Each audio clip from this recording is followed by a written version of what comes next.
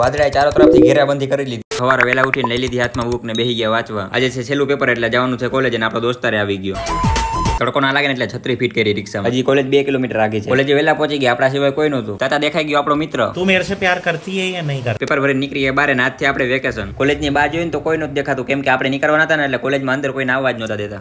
નીકળી ગયા ઘરે જવા. બીજા દિવસની સવારે ઉઠીને આપણે નીકળી ગયા ગિરનાર જવા. વાદળાએ ચારો તરફથી ઘેરી લીધા. ગોતવાનું તો સૂર્યનું કિરણ, પણ આખો સૂર્ય જ મળી ગયો. વાદળાથી બચતા બચતા આગળ જવાનું. અમે દેખાય નહીં દત્તાત્રેય ભગવાનનું શિખર ને આપણે ન્યા જ જવાનું છે ને.